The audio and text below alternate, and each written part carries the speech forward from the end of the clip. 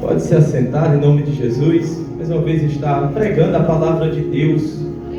É uma promessa. Um dia eu era um drogado, vivia fazendo o que não prestava. E um dia eu entreguei minha vida ao Senhor, meu caminho ao Senhor. E um dia Ele disse que eu ia pregar a sua palavra. E as promessas do Senhor se cumprem sobre as nossas vidas. E toda promessa que Deus tem sobre a sua vida, ela há de se concretizar e de se realizar. Mas você tem que estar na posição. Amém? Livro de Evangelho de Jesus, segundo escreveu Lucas, capítulo de número 7. Glória a Deus. Aleluia, som, glória. Lucas capítulo 7, versículo 11. Aleluia. Deus é poderoso. Deus não vai começar a falar agora, porque Ele já falou em meio ao culto. Deus vai continuar falando. E você vai continuar adorando, continuar ouvindo. Aleluia, Deus é fiel. Lucas capítulo 7, versículo 11 em diante vai dizer assim: E no dia seguinte, dirigiu-se Jesus a uma cidade chamada Naim, e ia com ele os seus discípulos e uma numerosa multidão. Como se aproximasse da porta da cidade, eis que saía o enterro do filho único de uma viúva, e grande multidão da cidade ia com ela. Vendo-a, o Senhor se compadeceu dela e disse-lhe: Não chores. Chegando-se, tocou o esquife, e parando os que conduziam, disse: Jovem, eu te mando, levanta-te. Sentou-se o que estivera morto e passou a falar. E Jesus restituiu a sua mãe. Todos ficaram possuídos de temor e glorificavam a Deus, dizendo: Grande profeta se levantou entre nós. Deus visitou o seu povo. E essa notícia a respeito dele divulgou-se por toda a Judeia e toda a circunvizinhança. Aleluia. Louvado seja o nome santo do Senhor. Palavra tremenda, milagre tremendo a qual o Senhor operou. Quando vamos entender esse texto, quando vamos entender essa palavra, irmãos, nós podemos extrair coisas tremendas nas nossas vidas.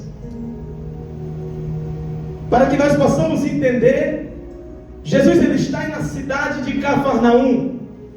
Na cidade de Cafarnaum, anciões daquela cidade, mandada por um centurião, vai ao encontro de Jesus.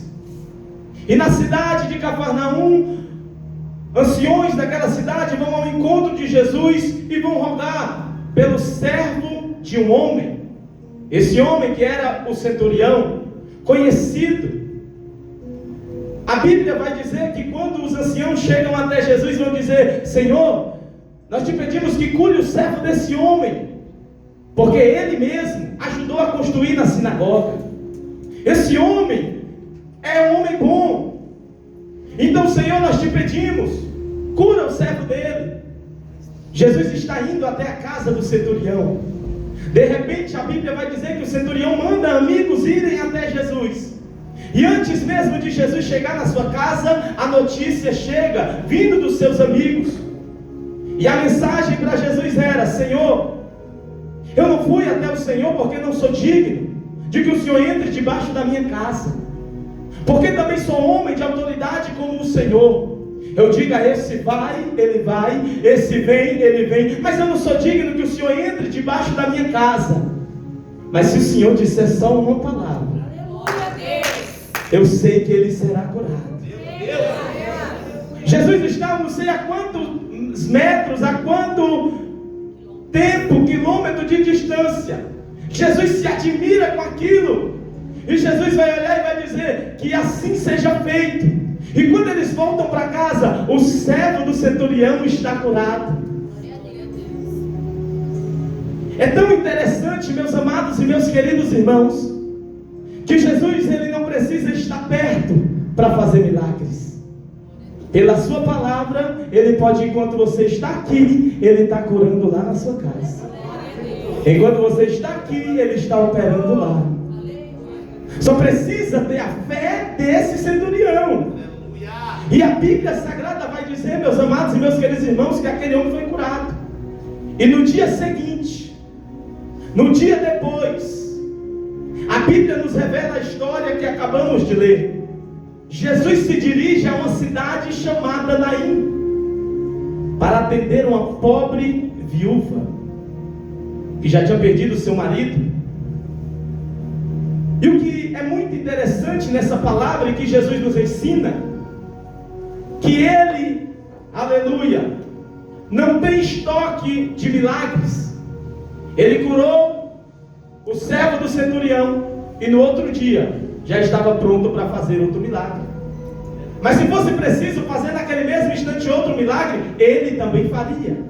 A sua palavra vai dizer que Ele é o Deus de antes e de hoje, e que não há quem possa fazer escapar das suas mãos. E operando eu, Senhor, quem impedirá? Ninguém pode impedir o agir de Deus.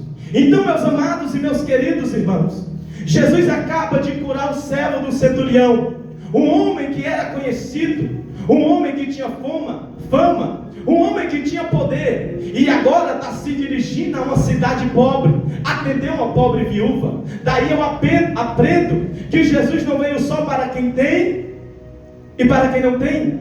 Jesus veio para todos, aquele que tem poder aquisitivo e para aquele que não tem, aquele que mora no Alphaville e aquele que mora na favela, aquele que tem uma grande loja, um grande negócio e aquele que tem um pequeno negócio. Jesus veio tanto para o centurião, que era famoso, mas também veio atender uma pobre viúva. Meu Deus! Jesus não se limita a fazer milagres. Jesus não tem distinção entre os que precisam do seu agir. No dia seguinte, ele vai para a cidade chamada Naim. E o mais interessante, meus amados e meus queridos irmãos, é que quando nós lemos esse texto, muitas das vezes passa desapercebido, porque para nós é como se Jesus estivesse aqui na Lapa de baixo e estivesse na Lapa de cima. Jesus foi para a cidade de Naim, então ele andou alguns metros, andou alguns quilômetros. Só que para você entender o tanto que Jesus andou, de Cafarnaum até a cidade de Naim, levava-lhe um dia de caminhada. Então não era, ele também não tinha Uber, não tinha táxi, não tinha trem.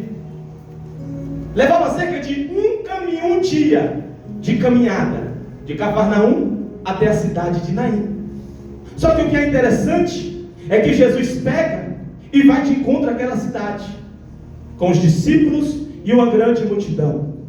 Eu começo a imaginar Jesus andando e os discípulos indo atrás, sem entender, sem saber para onde Jesus ia, e ele indo, e os discípulos calados. Talvez alguém até olhava e dizia: rapaz, para onde é que Jesus está indo, meu irmão? Detalhe, no sol escaldante.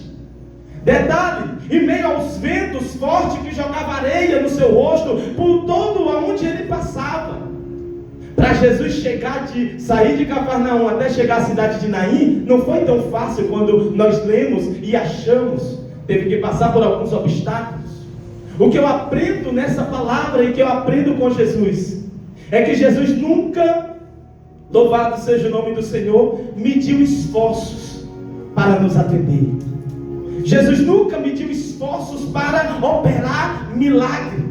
Mas por que, pregador? Porque muitas das vezes eu e você medimos esforço de estar na casa do Senhor, medimos esforços de estar numa consagração, medimos esforços de ir para o monte, medimos esforços de vir para um ensaio, mas Ele nunca mediu esforços para operar milagre em nossas vidas. Agora todo mundo está curado, está livre, está liberto, mas um dia Ele teve que ir lá, aonde ninguém ia, para resgatar você. Um dia Ele teve que ir lá no fundo do poço, aonde você estava. Ele não viu os problemas, não viu a dificuldade, Ele simplesmente foi até você. Por quê? Porque Ele tinha um milagre para fazer e para realizar. A cidade de Naim era uma cidade pequena. A cidade de Naim era localizada na região da Galileia. Jesus viajou com seus discípulos até aquela cidade. Um dia de caminhada para operar o milagre. E muitas das vezes, quando o culto atrasa um pouco, aleluia. Muitas das vezes, quando o tempo passa um pouco, já ficamos reclamando, vai acabar não. Jesus andou um dia para operar o milagre com seus discípulos. A cidade de Naim em hebraico significa aldeia da consolação, ou aconchego, ou lugar calmo, que nos leva a acreditar que aquele local era bom para se morar. A cidade de Naim, sendo uma vila até muito pobre, que era formada por pequenos agricultores que viviam de plantações, oliveiras, de trigo, de uva, de figo, criações de animais. Era uma cidade pequena. Por isso que você vai observar que só havia uma entrada e uma saída. Uma cidade pobre, uma cidade pequena. Uma cidade que de Cafarnaum até lá demorava um dia de caminhada. Jesus vai até aquela cidade. Quando Jesus chega na porta da cidade, é onde nós acabamos de ler, e aonde vai acontecer um dos maiores milagres de Jesus. Quando se aproximava da porta da cidade, eis que saía o enterro do filho único de uma viúva. Perceba que era o filho único. Ela não tinha mais outro. Ela ainda era viúva. Já tinha perdido o seu marido. E para você entender mais ou menos a situação daquela mulher, a angústia daquela mulher, o sofrimento daquela mulher, nos tempos de Jesus não era que nem os tempos de hoje, não. Hoje as mulheres são mais empoderadas. As mulheres trabalham. As mulheres têm mulher que manda até em casa. Mas tem marido, mas quem manda é ela.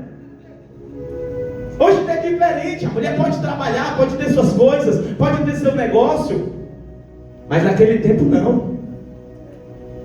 Naquele tempo, meus amados e meus queridos irmãos, para você entender a condição de uma mulher do tempo de Jesus, uma mulher da cultura judaica, uma mulher israelita no tempo de Jesus era alvo de grande discriminação imposta pela velha lei. Por exemplo, no templo, ela jamais podia passar além do pátio das mulheres. Tinha um lugar reservado só para elas. Não podia passar dali. Não podia, muitas das vezes, assistir às reuniões que tinha no lugar dos homens. Elas não estavam preparadas para sobreviver economicamente sem um marido, porque elas não tinham muita vez na sociedade. Para você entender, as mulheres nas principais famílias de Jerusalém raramente saíam de casa antes do seu casamento. E mesmo depois de casada, quando saíam com um véu no seu rosto e passava desapercebida. Quando criança, até os seus 12 anos e um dia, a mulher aprendia todos os afazeres de casa, todas as obrigações de casa. A mulher era propriedade do seu marido, do seu pai. O seu pai que era o seu dono. E agora o seu pai arrumava o seu casamento, muitas das vezes sem nem o seu conhecimento. Então, meus amados e meus queridos irmãos, era muito difícil, e ia ser muito difícil para aquela mulher, que já tinha perdido o seu marido, mas que agora, aleluia, talvez, eu acredito que depois que perde seu marido, agora ela está lá, conformada, porque ainda tem um filho, e o filho agora vai cuidar da mãe, o filho agora vai ser providência dentro do lar, o filho agora, aleluia, ele vai cuidar daquela mãe. A educação da mulher é diferente da dos homens. Aleluia, louvado seja o nome santo do Senhor. Isso é para que você possa entender. Tem mais coisas aqui. Mas agora aquela mulher que era viúva, já tinha perdido o seu marido, agora a morte chega novamente, e ela agora perde o seu filho. O interessante, meus amados e meus queridos irmãos, é que havia na tradição um cortejo que saía da casa do morto em direção ao cemitério. O mais interessante é que pessoas se comoveram pelaquela mulher. Uma multidão agora está vindo, guiada pelo morto. Uma multidão agora está vindo, guiada pela tristeza. Uma multidão está vindo agora guiada pelo problema que foi causado pela morte daquele menino. Só que enquanto vem uma multidão guiada pela tristeza, guiada pelo luto, guiada pela morte, do outro lado está vindo uma multidão guiada pela vida, guiada pela esperança, guiada pela alegria, guiada pela providência. Eu não sei em qual multidão você chegou aqui nessa noite. Eu não sei se talvez você chegou aqui essa noite numa situação que nem a dessa mulher, triste, preocupada, com medo, cabisbaixa, envergonhada por alguma situação. Mas você veio no lugar certo, porque aqui ainda tem uma multidão que se alegra. Aqui ainda tem uma multidão que tem esperança. Aqui ainda tem uma multidão que está acreditando no milagre. Aqui ainda tem uma multidão que, embora a situação esteja difícil, está sendo guiada por Jesus. Aqui ainda tem uma multidão que Jesus está indo. Ela não sabe nem para onde Jesus está indo, mas ela está seguindo. Ela não está nem entendendo, mas ela está seguindo a Jesus. Quando Jesus chega na porta da cidade, oh glória, diga para a pessoa que está do seu lado: Jesus sempre vai chegar na hora certa. Por mais que você não entenda, a Bíblia Sagrada vai dizer que na porta da cidade ia saindo a mulher chorando, levando o filho dela aqui, as pessoas levando, ela chorando, sendo acalentada por outras pessoas, enquanto lá vem a outra multidão, feliz, alegre, cabeça levantada, porque está sendo guiada por Jesus. E quem está sendo guiado pela morte está cabisbaixo. Quem está sendo guiado pelo luto está triste. Quem está sendo guiado pelo problema está assim, meu irmão. Aí Jesus chega. Aí é um choque. Porque quando Jesus ele chega, eu acredito que Jesus ia na frente. Porque quem é guiado por Jesus, deixa ele na frente. Meu Deus. Quem é guiado por Jesus, deixa ele na frente. Porque está dizendo, ele está na frente. Ele vai guardando, vai livrando, vai protegendo, vai abrindo os caminhos, vai abençoando. Não tem quem seja guiado por Jesus e diz, não, Senhor, vai aqui, deixa eu ir aqui ver. Não. Quem é guiado por Jesus, ele vai na frente. E Jesus vai aqui na frente, a multidão, ó. Pessoal, sem entender, talvez aquelas pessoas que estavam ali, e mesmo aquele cortejo estava dizendo, eita, vamos chegar logo que está vindo outro cortejo aí. Eita, lá vem uma multidão ali, ó, vamos logo aqui que a gente já chega, já enterra, vamos para casa, o pobre da viúva aqui. Só que aquela multidão que estava vindo era diferente. Aleluia. Tem gente que está sendo guiado pela morte, né? Está sendo guiado pela mentira, pelo engano. Essa multidão daqui de cima, quem entende, entende. Tem uma multidão que está sendo guiada pela morte, pela mentira, pelo engano. Mas aqui tem uma multidão que está sendo guiada por Jesus. E essa multidão que vai fazer a diferença. E essa multidão que vai prevalecer. Jesus chega. E é tão interessante que a Bíblia vai dizer, e vendo-a o Senhor. Poderia dizer Jesus vendo aquela mulher. A palavra vendo ao Senhor vai muito além de uma visão humana, vai muito além de uma visão normal. Vendo ao Senhor, ele conseguiu enxergar o que ela estava passando por dentro.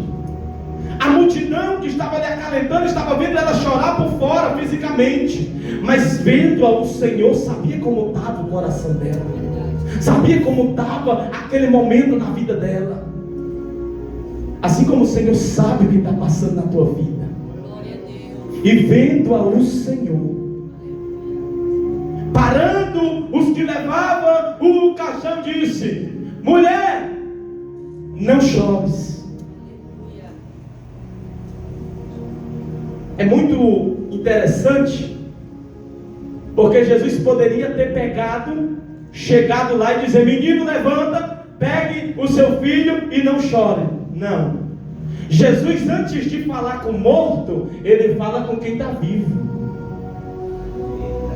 antes de Jesus levantar aquilo que está morto, Ele vai falar com quem está vivo, porque quem está vivo não está entendendo, quem está vivo está chorando, está desesperado, está preocupado, não está entendendo. Então, meu amado e meu querido irmão, Jesus nunca vai te entregar nada enquanto você estiver desesperada. Jesus nunca vai restaurar nada enquanto você estiver nessa situação que muitas das vezes você se encontra. Primeiro Ele chega e diz para a mulher: mulher, não chora. Mas o menino ainda está morto. Mas Ele está dizendo: mulher, não chora, porque antes dele rejeitar aquela situação, Ele estava acalmando aquela mulher. Antes de Deus fazer um milagre em nossas vidas, antes da providência de Deus chegar, Ele vai nos acalmar. Sabe por quê?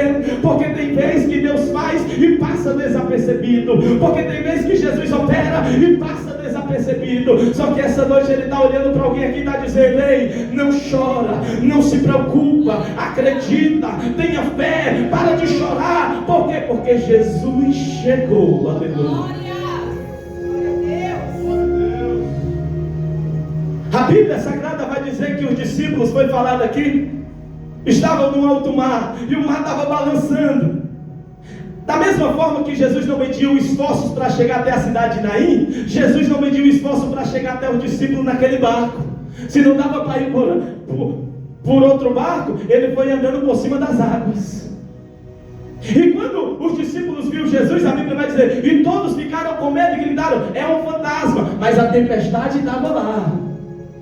Jesus poderia dizer: acalma a tempestade. Não, Jesus disse: acalme, sou eu, Jesus. Aleluia.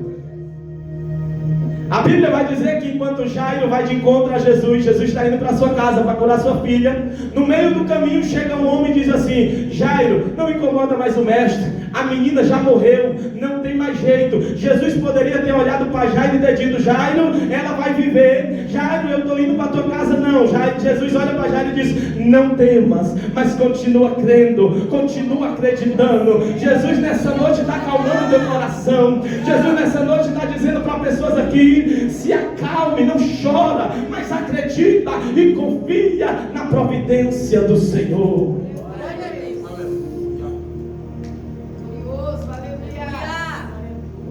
Mulher, não chores.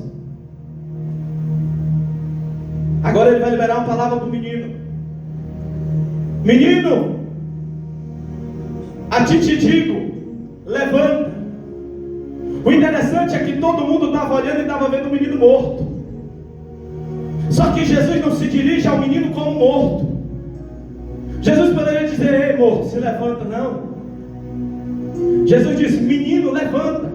Porque para quem estava olhando, estava na condição de morto. Mas para Jesus, Ele sempre foi aquele menino. Para você que não entendeu, tem situação na tua vida que você está olhando e está numa situação de morto. Mas Jesus está olhando, Jesus está vendo, Jesus está sabendo. O menino levanta e começa a falar. Aí Jesus restitui a sua mãe. Oh glória! Jesus restitui a sua mãe. E é tão tremendo, meus amados e meus queridos irmãos, é que Jesus chegou na hora certa. A Bíblia vai dizer que Jesus toca no esquife. Eu já vi pregadores dizer: não, Jesus era poderoso, Ele tocou no peito do menino e disse: menino, levanta. E o menino teve que se levantar. Tem pessoas que vai dizer que Jesus tocou no menino, tem pessoas que vai dizer que Jesus tocou no caixão, mas não importa a ordem, não importa onde Jesus tocou, o que importa é que o menino teve que se levantar. O que eu quero que você entenda nessa noite é que muitas das vezes nós não sabemos como Jesus vai fazer. O importante é nós acreditar que Ele vai fazer. Aleluia. E Ele restitui a sua mãe. Aleluia. E é tão tremendo, meus amados e meus queridos irmãos, que Ele restitui a sua mãe. Agora a mãe está ali com o seu menino, com o seu filho. E eu começo a imaginar, pastor, quando ela saiu de casa naquele cortejo, a sua vizinhança, teve pessoas que se comoveram e seguiram ela, mas teve pessoas que olharam e disseram: já era. A pobre já tinha perdido o marido, o filho era a única saída. Agora morreu o filho, não tem mais saída, não tem mais jeito. Coitada dessa mulher, qual era o futuro dela? Ou ela ia viver de caridade, pedindo esmola, viver de resto que as pessoas poderiam dar para ela, ou talvez se prostituir ali. A vida dela, meus amados e meus queridos irmãos, estava praticamente acabada, até a hora que Jesus chegou. E eu quero que você entenda nessa noite, e a Bíblia vai dizer, meus amados e meus queridos irmãos, que quando aquela multidão ia chorando, quando Jesus chega e opera esse milagre, a Bíblia vai dizer que todos glorificavam a Deus. De um momento de luto passa-se a ser um culto de ação de graça. No momento de tristeza, quando Jesus chega, Ele ainda é capaz de mudar qualquer tipo de ambiente. O mais interessante é que Jesus não precisou entrar dentro da cidade. Foi na porta da cidade que Jesus operou o milagre. Jesus não precisava entrar dentro da cidade, porque quem precisava que Jesus entrasse era a mãe e o filho.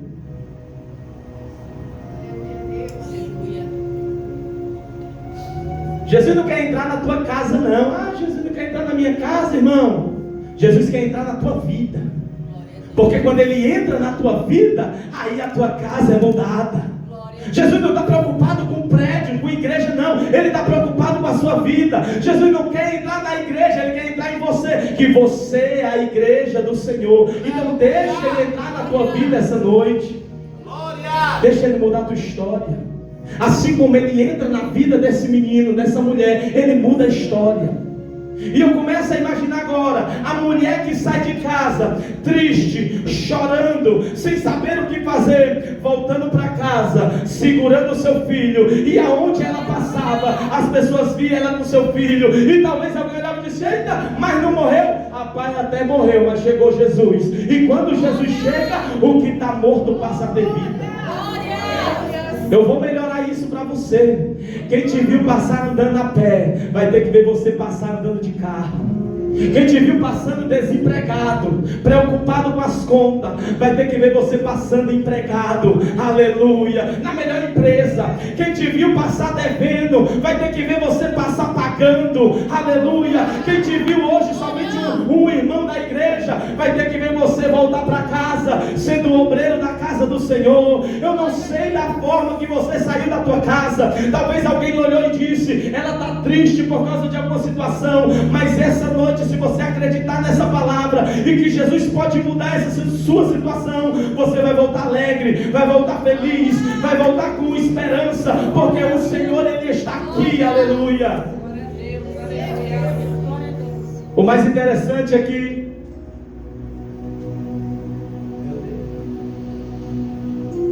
Jesus, ninguém chamou Jesus para ir até a cidade de Naim.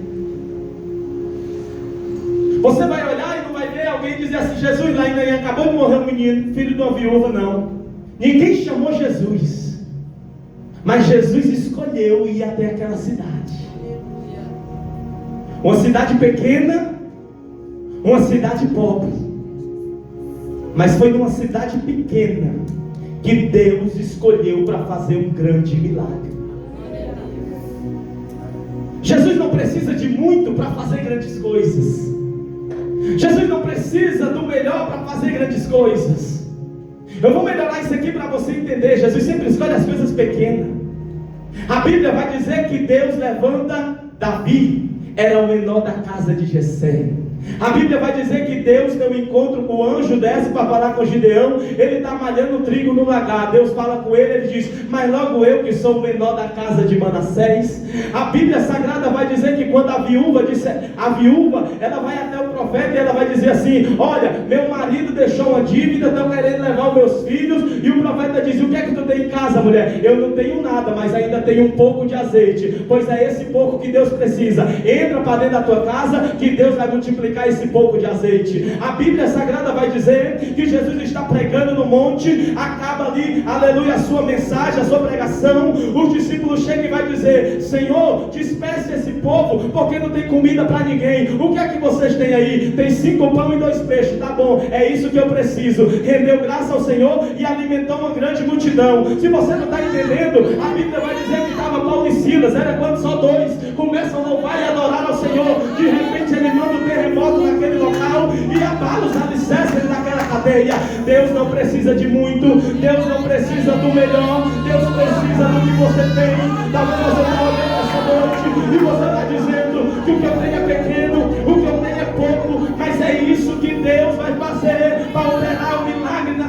vida. A Bíblia Sagrada vai dizer que o profeta vai subir para orar ao Senhor para que Deus mande chuva. E ele começa a orar e ele vai dizer para o seu servo: olha para o outro lado e vê se está vindo alguma coisa. Aí o moço vai olhar e vai dizer: está vindo uma nuvem. E qual é o tamanho dessa nuvem? É pequena, é do tamanho da mão de um homem. Ele vai dizer: pois desce que Deus vai mandar uma chuva abundante. Deus não precisa de muito para fazer grandes coisas na minha e na tua vida. Aleluia. Aleluia, louvado seja o nome santo do Senhor. Ele continua operando em nossas vidas. Você precisa crer e acreditar nessa palavra, meu irmão, que é a palavra de Deus. Não é a minha palavra, é a palavra de Deus. E todos que tomarem posse dessa palavra vão viver aquilo que está escrito. O mais interessante, meus amados e meus queridos irmãos, é que dos milagres de ressurreição descrito na Bíblia, você vai ver que Jairo, ele vai ao encontro do Senhor. Enquanto Jesus está indo na casa de Jairo, a sua filha morre. No meio do caminho, a menina morre. A viúva de Naim tinha perdido seu filho no mesmo dia. Jesus chegou. A Bíblia Sagrada vai dizer que Lázaro já havia 4 dias, já cheirava mal.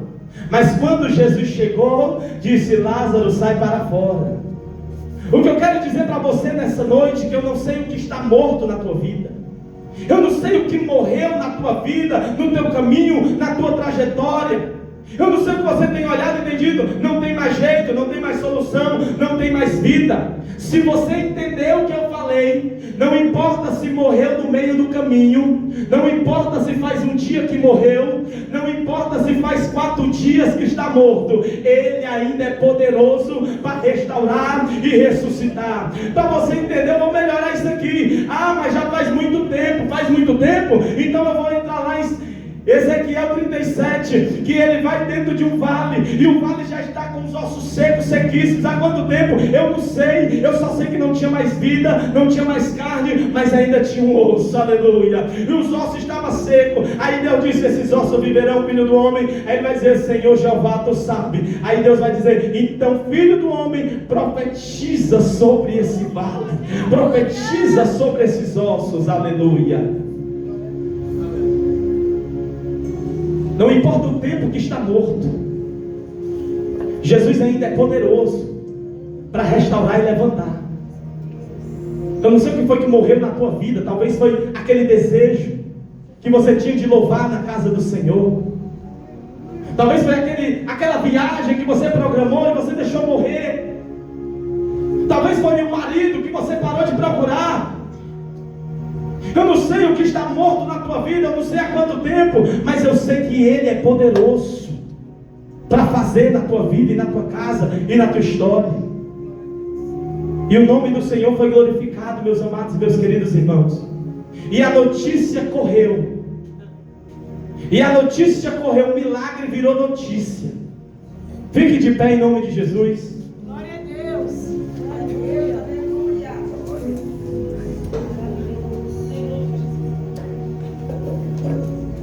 Assim como já fazia muito tempo que aquele vale, aqueles ossos estavam ali. E Deus disse: filho do homem, profetiza. Nesse momento que eu vou orar, eu quero que você profetize, meu irmão, naquilo que está morto, naquilo que você já abriu mão, porque tem coisa que muitas das vezes nós que deixamos morrer. Então naquilo que você deixou morrer, naquilo que está morto, você vai profetizar agora. Você vai pedir ao Senhor, e Ele é fiel para restaurar e restituir na sua vida. Senhor nosso Deus e nosso Pai, Senhor, assim, meu Pai querido, como diz tua palavra, Senhor, que Ezequiel, Senhor, foi ali e profetizou no meio daquele vale. Pai, nós olhamos e vimos que o Senhor Jesus ressuscitou, mas que naquele momento não foi Deus que profetizou, Deus que falou. Deus disse: filho do homem, profetiza. Eu entendo que o Senhor queria usar o profeta, eu entendo que o Senhor quer nos usar, Então nessa noite nós profetizamos em tudo aquilo, ó Deus, que nós deixamos morrer em nossas vidas, no meio do caminho, em tudo aquilo, Senhor, que está morto, Senhor, paralisado, Senhor, esquecido. Nós profetizamos agora, Espírito Santo de Deus, que haja vida, que haja esperança, que haja providência, e que nós acreditamos, Espírito Santo de Deus, que assim como diz tua palavra, que quando ele profetiza, um grande reboliço aconteceu. Eu acredito nesse reboliço, mas cada osso foi para o seu osso, cada lugar foi para o seu lugar, Senhor, porque o Senhor é poderoso para fazer. Toma a nossa vida nas tuas mãos, toma esta igreja nas tuas mãos, e que possamos sair daqui essa noite como aquela multidão, Senhor, louvando, engrandecendo, exaltando ao Senhor, porque o Senhor é bom e o Senhor é fiel, e as almas louvam e exaltam.